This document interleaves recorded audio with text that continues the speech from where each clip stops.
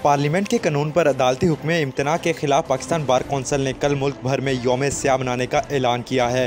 Pakistan bar council के ज़ेर एहतमाम all Pakistan वकला कॉन्फ्रेंस के बाद पाकिस्तान बार के वाइस चेयरमैन हारून रशीद का कहना था कि पार्लियामेंट के कानून के तहफ़्फ़ुज़ के लिए हर हद तक जाएंगे।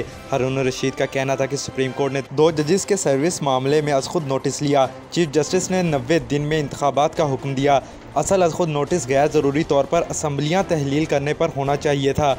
पार्लियामेंट के कानून के खिलाफ अदालती हुक्म इम्तना पर कल यौम स्याह मनाया जाएगा। वाइस चेयरमैन पाकिस्तान बार का कहना था कि पार्लियामेंट के एक्ट की बहाली तक वकला का एहतजाज जारी रहेगा। हमारा मकसद ये है कि तमाम अदारे अपनी हदूद में रहते हुए अपना किरदार अदा करें। पार्लियामेंट ने खुद नोटिस के अख्तियार पर सीनियर जजेस की 3 रुकनी कमेटी बनाई। ऑल पाकिस्तान लॉज नुमाइंदगान ने supreme court procedure and practice bill पर हुक्म इम्तना पर एतराज़ उठाया। पार्लियामेंट के एक्ट पर हुक्म इम्तना वापस ना लिया तो मुल्क भर में कॉन्फ्रेंसेस करेंगे और तहरीक चलाएंगे। कि मेरी उनसे पहली मुलाकात जब हम 2018 में मुंतखब होकर आए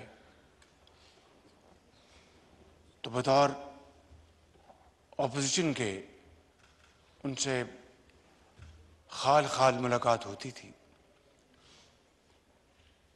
लेकिन जब वो काबीना में आए तो उनको करीब से देखने का मौका मिला। मैं आपको अगर ये कहूं कि हमारी काबीना के मुफ्ती साहब एक नगीना थे, एक इंतहाई ईमानदार शख्स, बहुत हलीम तबा, बड़ी सराहत के साथ बात करते थे, एक जय्यद आलम थे। और अब पता चला कि वो अपने इलाके में मस्जिद के पिछवाड़े में एक छोटे से घर में रहते थे। इलेक्शन उन्होंने एक मोटर बाइक पे कैंपेन की। वो एक बहुत अमली तौर पर एक बड़े अजीम मुसलमान थे और सच्ची और खरी बात करते थे। मैंने उनको काबीना में हमेशा किसी झोल के बगैर अपनी बात को करने में उनको बड़ा माहिर पाया। और ये आज इस हाउस के लिए भी और आपके तौर से जनाब स्पीकर, पूरे पाकिस्तान के आवाम के लिए मैं आज ये राज बताना चाहता हूं कि जब काबीना ने फैसला किया कि जो भी ऑनरेबल मेंबर इन सख्त माशी हालात की रोशनी में मुश्किल वक्त के पेश नज़र जो भी अपने ताईं वॉलंटरीली अपनी तनख्वाह या पर्क्स एंड प्रिविलेजेस सरेंडर करना चाहे तो हम सब उनको खुशामदेद कहेंगे।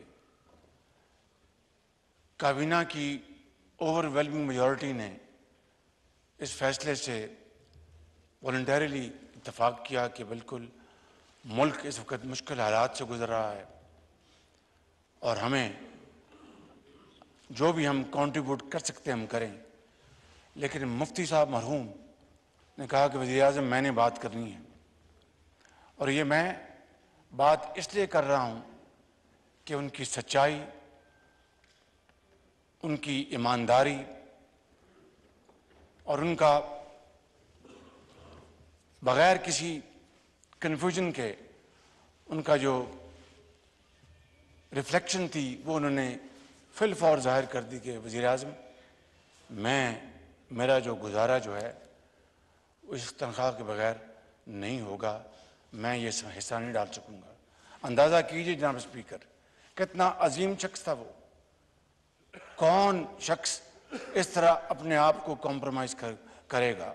लेकिन वो शख्स चूँकि सच्चा था, उस ज़ात पर उसको बिल्कुल कामिल यकीन था मौत पर कामिल यकीन था, ईमानदार था और रिज़्क़ हलाल में वो यकीन रखता था। उन्होंने ये कहा मुझे, फिर बाद में भी मुझे मिले और कहा कि वज़ीर आज़म आपने बुरा तो नहीं मनाया। मैंने कहा बिल्कुल नहीं, मुझे तो बहुत खुशी हुई कि आपने सच्ची बात आपने काबीना में की। जनाब स्पीकर, कितनी शिकायतें आपको आती थीं जो पिछले साल गुजर गए, पिछली हुकूमत के दौरान, हज के दौरान जो बदनज़मी और बद इंतज़ामी होती थी। मैं आज आपसे बड़े अदब से ये पूछना चाहता हूँ, जो पिछला जो हज गुजरा, आपके कानों में भी ये बात पहुँची होगी कि कमाल कर दिया, बेहतरीन इंतज़ाम थे वहाँ पर। इसका सारा सेहरा मुफ्ती शकूर को जाता है कि उन्होंने इंतहाई इखलास के साथ और इंतहाई मेहनत से उन्होंने सारे इंतज़ामात किए। हज के जो डीजी होते हैं सऊदी हुकूमत के साथ, जो हमेशा पाकिस्तान के साथ उन्होंने ताउन किया और हमारी तमाम दरख्वास्तों को सऊदी हुकूमत ने माना। लेकिन इंतज़ामात के हवाले से और उससे पहले सालों में आप यकीन करें, बिला खौफ तरदीद कह सकता हूँ कि मुझे भी शिकायतें आती थी कि शहबाज शरीफ साहब, ये कैसी हुकूमत है जो रियासत मदीना का नाम लेती है, लेकिन वहाँ पर हाजियों को खुराक का इंतज़ाम ठीक नहीं, वहाँ पर उनके रहने सहने का इंतज़ाम ठीक नहीं। मुफ्ती साहब ने वहाँ पर जनाब डेरे जमा लिए और पूरे इंतज़ामात की खुद निगरानी की वहाँ पे। और आज एक और मैं आपको खिदमत में बात अर्ज करना चाहता हूँ कि आप जानते हैं कि आपको सबको इल्म है, इस हाउस को इल्म है कि पाकिस्तान इस वक्त बहुत बड़े माशी चैलेंज से गुजर रहा है। और ये बात अब कोई राज नहीं रही कि सऊदी अरेबिया ने फिर दोबारा कमाल मेहरबानी से हमें $2 अरब मज़ीद दिए हैं। और इसी तरीके से UAE मुत्तहिदा अमारात ने भी, जो उनसे मैं दौरे पे गया था, तो मोहम्मद बिन जायद मेरे भाई जो वहाँ के सदर हैं, उन्होंने भी $1 अरब उन्होंने दिया है, जो कि अब कंफर्म हो गया। और IMF की ये भी एक शर्त वो पूरी हो गई। जो बात मैं बताना चाहता हूँ कि इसके बावजूद भी हमारे जो फॉरेन एक्सचेंज के रिजर्व्स हैं उसकी पोजीशन बहुत टाइट है और हमारी जो एसेंशियल आइटम्स हैं, खुराक, अद्वियात और इस तरह की, उसको हम तरजीह देते हैं। तो इस दफ़ा हज के लिए जो हमें फॉरेन एक्सचेंज चाहिए था, उसके लिए मुफ्ती साहब यकीनन बहुत उनको कंसर्न था कि एक तरफ पाकिस्तान के जो हालात जो हैं उसके पेश नज़र मैं किस तरह वज़ीर आज़म को या काबीना को कहूँगा कि मुझे इतने फ़ंड दिए जाएँ। लेकिन मुफ्ती साहब ने वज़ीर ख़जाना से मुसलसल राब्ता रखा और जितने भी हमारा ख्याल था कि बाहर से जो हाजी जो पाकिस्तान से बाहर रहते हैं उनका फॉरेन एक्सचेंज काफ़ी आ जाएगा और वो अपना उससे हमारा मामला चल जाएगा। लेकिन मैं कहना ये चाहता हूँ कि हमें फॉरेन एक्सचेंज की एक ख़तीर रकम हमें फिर दरकार थी। मुफ्ती साहब ने बड़ी मेहनत की, दुआएं की और फाइनेंस मिनिस्टर ने बड़ी काविशों के बाद काबीना के सामने ये मामला रखा और काबीना ने बड़ी खुश दिली के साथ कि ये हाजी जाएंगे वहाँ पर खाना काबा में और रोज़ा अतर पे जाकर वहाँ पर दुआ करेंगे अल्लाह ताला के हजूर, तो शायद पाकिस्तान की किसी हाजी की दुआ जो है आसमानों को चीरती हुई पहुँच जाएगी अल्लाह ताला के यहाँ, तो वो कबूलियत का वक्त होगा। मुफ्ती साहब की ये बतौर वज़ीर ये आखिरी बहुत बड़ी उनकी कंट्रीब्यूशन है। ये है मुफ्ती अब्दुल शकूर, जिनको मैं जानता हूँ, जिनको मेरे ऑनरेबल काबीना के मेंबर्स जानते हैं और ये ऑनरेबल हाउस जानता है।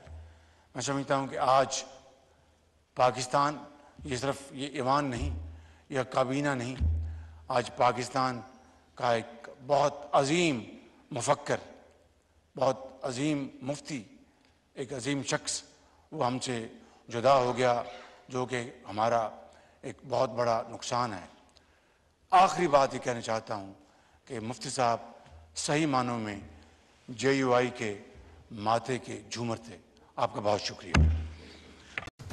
वज़ीर आज़म ने ट्रैफिक हादसे में जहाँ बाग होने वाले वफाकी वज़ीर बराए मजहबी अमूर मुफ्ती अब्दुल शकूर को हिलाल इम्तियाज़ देने की मंजूरी दे दी। वज़ीर आज़म ने JUIF के सरबराह मौलाना फजलुर रहमान से उनकी रिहाइशगाह पर मुलाकात की और मुफ्ती अब्दुल शकूर के इंतकाल की ताज़ियत की। वज़ीर आज़म ने मरहूम रुकने कौमी असम्बली की खदमात को भी सराहा। वज़ीर आज़म ने कहा कि मुफ्ती अब्दुल शकूर ने ईमानदारी और बिना किसी दबाव में आकर अपना काम किया, इन्हें अपने कामों की वजह से हमेशा याद रखा जाएगा। वज़ीर आज़म ने मुफ्ती अब्दुल शकूर को हिलाल इम्तियाज़ देने की मंजूरी देते हुए काबीना डिवीज़न को आर्टिकल 269 के तहत समरी अरसाल करने की भी हदायत की। वाज़ेह रहे कि 2 रोज़ कबल जमीयत उलमा इस्लाम से ताल्लुक़ रखने वाले रुकन कौमी असम्बली और वफाकी वज़ीर इस्लामाबाद में ट्रैफिक हादसे का शिकार होकर जाँ भाग हो गए थे। हादसे के वक्त वो गाड़ी खुद ही चला रहे थे। वफाकी काबीना ने इलेक्शन फ़ंड की फराहमी की समरी मंजूर कर ली। वज़ीर आज़म शहबाज शरीफ की ज़ेर सदारत वफाकी काबीना का इजलास हुआ। वफाकी काबीना ने फ़ंड की फराहमी से मुतालिक समरी मंजूर कर ली। समरी अब कौमी असम्बली इजलास में पेश की जाएगी। इससे कबल कायमा कमेटी ख़जाना ने स्टेट बैंक को पंजाब असम्बली के इंतखाबात के लिए फ़ंड का मामला वजारत ख़जाना को भिजवाने की हिदायत कर दी। कौमी असम्बली की कायमा कमेटी बराए ख़जाना का ख़ुसूसी इजलास चेयरमैन कैसर अहमद शेख की ज़ेर सदारत हुआ, जिसमें अदालत उज़्मा की जानिब से स्टेट बैंक को पंजाब असम्बली के इंतखाबात के लिए 21 अरब रुपये जारी करने का मामला ज़ेर बहस आया। इजलास में वफाकी वज़ीर कानून आज़म नज़ीर तारड़, वज़ीर तजारत नवीद कमर, कायम मकाम governor state bank, auditor general of Pakistan, वजारत ख़जाना के हुकाम, अटॉर्नी जनरल ऑफ पाकिस्तान, वज़ीर मुमलिकत ख़जाना आयशा गौस पाशा शरीक हुए। इजलास में चेयरमैन कमेटी ने वफाकी वज़ीर ख़जाना इसहाक डार की अदम शिरकत पर इजहार बरहमी करते हुए कहा कि 1 साल से कमेटी इजलास में वज़ीर ख़जाना नहीं आए, हम बारहा कह चुके हैं। Pakistan kidney and liver institute में रोबोट की मदद से पहली कामयाब सर्जरी की गई। PKLI Punjab public health sector में रोबोटिक सर्जरी करने वाला पहला अस्पताल है। तर्जुमान PKLI का कहना है कि इनकलाबी पेशरफ तिबी दुनिया में गेम चेंजर है। डॉक्टर नदीम बिन नुसरत ने पूरी टीम के साथ मिलकर ये कारनामा मुमकिन बनाया। तर्जुमान ने बताया कि रोबोटिक सर्जरी के चंद घंटों बाद मरीज़ा घर जाने के काबिल थी। Chairman board of governor professor Saeed Akhtar की जानिब से सर्जरी करने वाली टीम को मुबारकबाद दी गई। तर्जुमान के मुताबिक robotic surgeons professor doctor Mohammad Rehan और डॉक्टर रियाज हुसैन ने सर्जरी की। दुबई, कराची और लाहौर से CMR सर्जिकल टीमों ने सर्जन्स को मावनत फराहम की। अस्पताल तर्जुमान का कहना है कि PKLI में 400 से ज़ायद लीवर और 500 से ज़ायद गुर्दे के ट्रांसप्लांट हो चुके हैं। कौमी असम्बली ने सुप्रीम कोर्ट के हुक्म पर स्टेट बैंक को इलेक्शन के लिए फंड जारी न करने की कायमा कमेटी की सिफारिश मंजूर कर ली। कौमी असम्बली का इजलास स्पीकर राजा परवेज अशरफ की ज़ेर सदारत हुआ, जिसमें कायमा कमेटी खजाना की रिपोर्ट पेश की गई। रिपोर्ट चेयरमैन कायमा कमेटी खजाना कैसर अहमद शेख ने पेश की। कौमी असम्बली ने कसरत राय से इलेक्शन कमीशन को 21 अरब रुपया फराहम करने का मुतालबा मुस्तरद कर दिया। दूसरी जानिब ऐवान से खिताब में वज़ीर कानून आज़म नज़ीर तारड़ का कहना था कि अज खुद नोटिस से शुरू होने वाले मुकदमे में 2 जज अलग हो गए। 4 जजेस ने पटिशन मुस्तरद कर दी। किसी एक शख्स को खुश करने के लिए इलेक्शन करवाने का फैसला दिया गया। इन्होंने कहा कि इस सवाल ने पूरे मुल्क में एक ही रोज़ इलेक्शन करवाने की करारदाद मंजूर की। सुप्रीम कोर्ट ने स्टेट बैंक से कंसोलिडेटेड फंड से रकम निकालने का हुक्म दिया था। आज कायमा कमेटी बराए खजाना ने मुआहदे पर गौर किया। वफाकी काबीना और कायमा कमेटी ने मामला ऐवान को भेजा। ख्याल रहे कि कायमा कमेटी खजाना ने आज खसूसी इजलास में सुप्रीम कोर्ट के हुक्म पर स्टेट बैंक को 21 अरब रुपये जारी न करने की मंजूरी दी थी। वाज़ेह रहे कि गुज़िश्ता दिनों सुप्रीम कोर्ट के 3 रुकनी बेंच ने स्टेट बैंक को पंजाब में इंतखाबात के लिए इलेक्शन कमीशन को 21 अरब रुपये जारी करने का हुक्म दिया था। इलेक्शन कमीशन को पैसे जारी करने की आज आखिरी तारीख है। लिटिल पाकिस्तान ब्रुकलिन न्यूयॉर्क में मक्की मस्जिद के साथ खुश जायका हलाल देसी खानों का बेहतरीन मरकज, देसी फूड एंड फ्राइड चिकन। देसी फूड एंड फ्राइड चिकन पर आपको मिलेगी चिकन कढ़ाई, मटन कढ़ाई, दाल मखनी, हलीम, पालक, चिकन बिरयानी, पराठे, नान और बहुत से मुख्तलिफ लजीज खानों की वसी वैरायटी। अपना खाना ऑर्डर करने के लिए अजीज भट्ट साहब को 646331 2474 पर कॉल करें।